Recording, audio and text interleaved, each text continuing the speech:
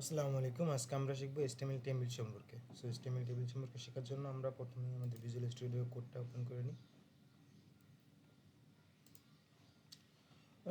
Table এর প্রথম tag হলো মানে টেবিল লেখার জন্য আমাদের একটা ট্যাগ ইউজ করতে হয়, সেটা হলো টেবিল। এবং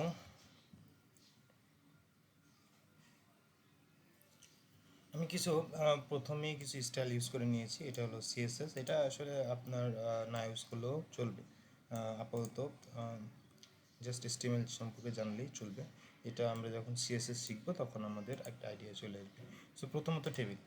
টেবিল নিয়ে কোনো কিছু করার জন্য আমাদেরকে অবশ্যই রো অনুসারে কাজ করতে হবে। যেমন আমরা যদি একটা রো নিই, আহ, কয়টা রো হবে আমাদের? একটা রো, প্রথমে একটা রো নিলাম এবং এর ভিতর আমাদের কতগুলো ডাটা থাকবে এটা আমাদেরকে লিখে দিতে হবে। যেমন ডাটা 1 নম্বর আমি যদি লিখে দিই SR সিরিয়াল নাম্বার, দেন আমি যদি লিখে দিই টি,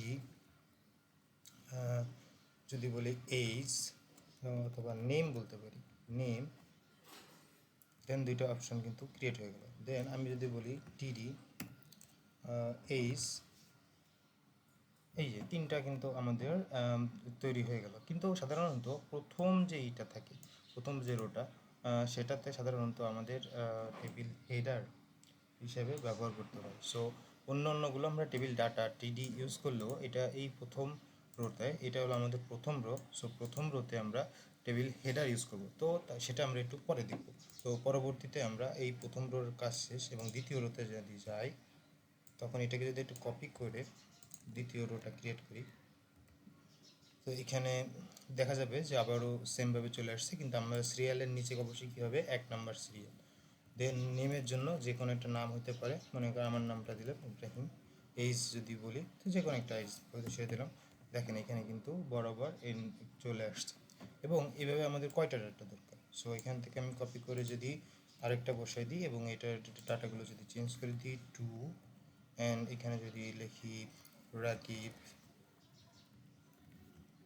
অ্যান্ড নিচে যদি দিয়ে দিই, তখন কিন্তু আমরা দেখতে পাবো ডাটাগুলো বসে যাচ্ছে। এইভাবে করে যতগুলো রো দরকার ততগুলো কিন্তু আমরা বসায় নিতে পারবো। এই যে একটা রো, এই যে তাহলে আমরা দেখতে পেলাম এই একটা রো, যে জন্য আমাদের এই রোটা এসেছে। আমি যদি একটু ডিটেলসে দেখতে চাই তখন আমরা একটু বুঝে নিই। প্রথমত এটা হলো টেবিল, এটা হলো আমাদের টেবিল ট্যাগ, যেটা আমাদের টেবিল তৈরি করার জন্য ব্যবহার করা হয়ে থাকে। এবং এখানে আমাদের দেখতে হবে কয়টা রো আছে। এখানে 1 নম্বর রো এটা, 2 নম্বর রো এটা, এখন 3 নম্বর রো। তিনটা রো আছে। প্রথম রোতে আমাদের কি কি আছে? SR, প্রথম রোতে আছে হলো SR, নেম অ্যান্ড এইজ, মানে তিনটা ডাটা রয়েছে। আমরা এখানে প্রথম রোর ভিতর, এটা হলো আমাদের প্রথম রো, এটা হলো ফার্স্ট রো। যদি আমি ফার্স্ট রো লিখি, ফার্স্ট রোতে আমাদের কী কী আছে? SR, নেম আর এইজ। যেহেতু আমরা তিনটা ডাটা রয়েছে তো এখানে তিনটা ডাটা রয়েছে। এখন যদি আমাদের কখনো 4টা ডাটা প্রয়োজন হয় তখন আমরা কিন্তু এখানে টিডি দিয়ে লিখে দিতে পারি। যেমন কান্ট্রি লিখে দিতে পারি, তার কান্ট্রি লিখে দিলে এখানে কিন্তু এক্সট্রা একটা চলে আসলো। এখন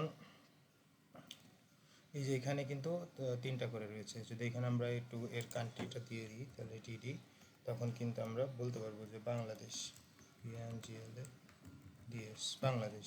এটা কিন্তু বাংলাদেশ চলে এসেছে। আর এখানে মনে করেন রাকিবের কান্ট্রিটা আমরা দিতে চাচ্ছি না, তখন যদি না দিই তখন কিন্তু এখানে একটা গ্যাপ থেকে যাবে। যদি না দিতে, কিন্তু আমরা যদি শুধু টিডি দিই তখনও কিন্তু এখানে একটা বক্স ক্রিয়েট হবে, কিন্তু এখানে কোনো ডাটা না দেওয়ার কারণে এখানে কিন্তু ডাটাটা থাকতেছে না। এইভাবেই কিন্তু আমাদের টেবিলটা আসলে ব্যবহার করতে হয়। টেবিলের আরও কিছু ইনস্ট্রাকশন রয়েছে।